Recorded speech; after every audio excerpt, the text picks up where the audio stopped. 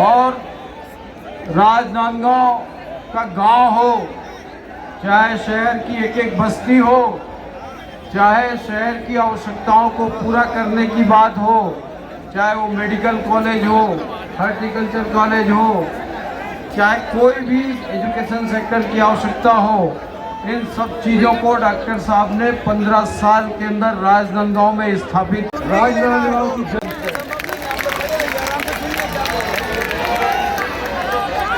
हिंदू हृदय सम्राट जन जन के स्वागत है। आपके दिल में कितना बड़ा स्थान है और होना भी बड़े। लबरा कौन? लबरा बार बार घोषणा पत्र बदला थे। मैं उनका हृदय से स्वागत करता हूँ। यहाँ उपस्थित सभी वरिष्ठ साथी, अशोक शर्मा जी, मधुसूदन यादव जी, सही घोटाला है। 2100 करोड़ के शराब घोटाला हो गए। कांग्रेस से घोषणा पड़े वो करे, वो कर से साल में बोनस 2 साल में इंटर कॉलेज, राजनांदगांव के स्टेडियम, राजनांदगांव के इंडोर स्पोर्ट टर्फ की हालत, राजनांदगांव के गांव की सड़क की हालत लेकर लिए भी कोई दोषी है। यहाँ के मुख्यमंत्री भूपेश बघेल दोषी है। बोला 7 तारीख की सजा देना है कि नहीं देना है?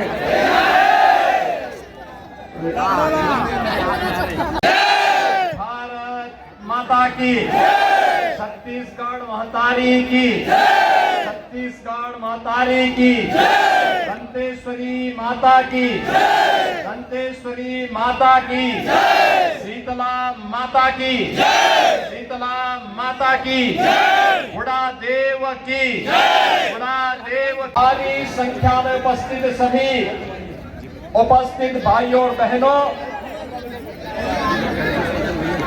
छत्तीसगढ़ विधानसभा चुनाव के प्रथम चरण के चुनाव की ये अंतिम सभा चल रही है। अभी कुछ ही देर के बाद पहले चरण के चुनाव का प्रचार कार्य बंद होगा और ये मेरा सौभाग्य है कि मुझे प्रथम चरण के चुनाव की इस सभा में डॉक्टर रमन सिंह जी के इस कर्मभूमि में आप सबके दर्शन करने का सौभाग्य प्राप्त हुआ है। मैं आप सबका हृदय से अभिनंदन करता हूं। भाइयों बहनों, छत्तीसगढ़ और उत्तर प्रदेश का तो बहुत नजदीक का संबंध है। ये उत्तर प्रदेश वासियों का ननिहाल जैसा है। भगवान राम की मां कौशल्या माता का मायका छत्तीसगढ़ी है। कि मैं ननिहाल में पहले मंदिर का निर्माण करूंगा और ननिहाल में जब मंदिर का निर्माण होगा तो उत्तर प्रदेश में डबल इंजन की भाजपा की सरकार आएगी और राम मंदिर का निर्माण होगा। प्रधानमंत्री मोदी जी के कारण आज 500 वर्षों की समस्या का समाधान हुआ, मंदिर बन रहा है और जनवरी में रामलला अपने मंदिर में विराजमान भी है। जी पचा गए थे अपने शासन में, आज कांग्रेस ने उससे भी 2 कदम आगे चल करके गोबर को ही बचाने का काम किया।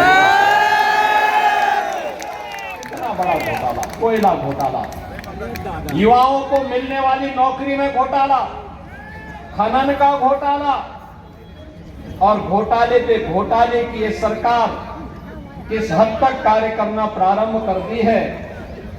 यानी पहले तो वायदे खिलाफी की, चार की एक नई इबारत खड़ी करते करते छत्तीसगढ़ के विकास को ही बाधक करके इसके अस्तित्व को पूरी तरह समाप्त करने पर उतारो। भाइयों बहनों, जिस छत्तीसगढ़ के प्रकृति और परमात्मा की सीम कृपा से जो छत्तीसगढ़ प्राकृतिक संपदा से भरपूर है, प्राकृतिक संपदा से, अपनी वन संपदा से, खनन संपदा से प्रकृति के अनमोल रत्नों का खजाना है। जिस छत्तीसगढ़ को डॉक्टर रमन सिंह जी के नेतृत्व में वे हम सब के लिए चिंताजनक होनी चाहिए।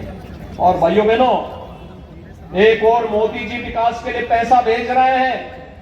पिछले 5 वर्षों में जितना पैसा आया हर घर नल के लिए, पैसा यहां जमीन पे नहीं लगा। गरीबों के लिए आवास का पैसा आया, जमीन पे नहीं लगा। स्वास्थ्य के लिए पैसा आया, यहां पे जनता को लाभ नहीं मिला। यहां पर किसी भी योजना के लिए पैसा आया, भाइयों बहनों, वह पैसा यहां नहीं लगता है। 5 वर्ष में हमने उत्तर प्रदेश में 55 लाख गरीबों को एक आवास दिया है। 55 के आरओ पानी को पहुंचाने की व्यवस्था यूपी में हुई। छत्तीसगढ़ में भूपेश बघेल की कांग्रेस की सरकार ने वह भी हजम कर दिया। उत्तर प्रदेश में 15 करोड़ गरीबों को फ्री में राशन की सुविधा, और हम सब आभारी हैं प्रधानमंत्री मोदी जी के। 3.5 साल से तो फ्री में गरीबों को राशन दे ही रहे थे, अगले 5 साल के लिए पुख्ता व्यवस्था कर दी गई। बचा है इसने नक्सलवाद इसी ने दिया, धर्मांतरण की राष्ट्र विरोधी गतिविधियों को प्रश्रय दे रही है, लव जिहाद को बढ़ावा दे रही है। अगर डॉक्टर रमन सिंह जी मुख्यमंत्री रहे थे तो क्या कवर्धा में कर्फ्यू लगता? क्या रामनवमी के जुलूसों को बैन करता? क्या कोई क्या गौ कसी और गौ तस्करी की घटना का अड्डा छत्तीसगढ़ बन पाता? भाइयों बहनों, ये सरकार सुविधाओं से वंचित कर रही है, तो आज इसको वोट से वंचित कर दीजिए। अपने आप ही उसको रौंदने का काम चुनाव के बाद अपने आप ही कर दीजिए। आखिर कितने बड़े बड़े माफिया यूपी में थे, वहां तो सब ठीक हो गए ना। आज उत्तर प्रदेश में तो दंगा नहीं है। हो क्या माताएं हो, क्या बहनें हो, क्या व्यापारी है, क्या किसान है, क्या श्रमिक है, हर एक के चेहरे पर उनका चेहरा इस बात को बताता है कि केवल राजनांदगांव का ही मन नहीं है, छत्तीसगढ़ का भी मन है। भाइयों बहनों, छत्तीसगढ़ के इस मन को हमें 7 नवंबर को होने वाले प्रथम चरण के चुनाव में स्पष्ट कर देना होगा। एक एक सीट पर कांग्रेस की जमानत जब्त करने की आवश्यकता है। डॉक्टर रमन सिंह जी के समर्थन में आपका आशीर्वाद मिलेगा, क्योंकि ऐसा जनप्रतिनिधि मिलना संत स्वभाव का, सरल सहज, प्रत्येक व्यक्ति को गले लगाने वाला। मैं आज से नहीं, भाइयों बहनों, पिछले 25-30 वर्षों से उनके कार्यों को बहुत नजदीक से देखता हूं। हर एक व्यक्ति के साथ पूरी सहजता के साथ, सरलता के साथ वे मुख्यमंत्री रहे हो, एक विधायक के रूप में रहे हो, एक सांसद के रूप में रहे हो, या एक केंद्रीय मंत्री के रूप में, अपनी सहजता, अपनी सरलता और समाज के प्रत्येक तबके के प्रति उनके मन में सहृदयता का भाव पैदा होना, यह एक बड़ी बात है। और उसी के प्रति आप सबका आह्वान करने के लिए आज मैं राजनांदगांव में आया हूं। 7 नवंबर को होने वाले चुनाव में भारतीय जनता पार्टी के डंके को बजा करके दूसरे चरण के लिए संघनाद कर देने की आवश्यकता है। आप सब भाइयों बहनों, छत्तीसगढ़ में यहां पर डबल इंजन की भाजपा की सरकार बनेगी तो राम राज्य की स्थापना का मार्ग प्रशस्त होगा, क्योंकि अयोध्या में रामलला का विराजमान जनवरी में होने वाला है। होने वाला है ना? सभी सहमत है?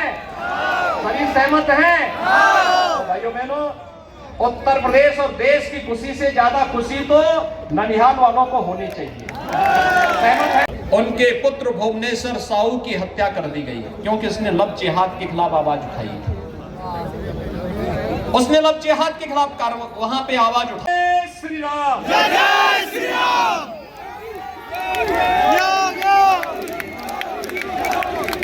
आभार प्रदर्शन के लिए श्री रमेश पटेल जी। बोलो भारत माता की, भारत माता की। आज के रोड शो सभा में माननीय मुख्यमंत्री जी मुझसे जानना चाह रहे थे, लोग रामलला के दर्शन के लिए जाएंगे क्योंकि भारतीय जनता पार्टी ने घोषणा किया है रामलला के दर्शन के लिए आपको यात्रा कराई जाएगी। छत्तीसगढ़ का राजनांदगांव का एक एक व्यक्ति जाएगा, दोनों हाथ उठा के ताली बजाने।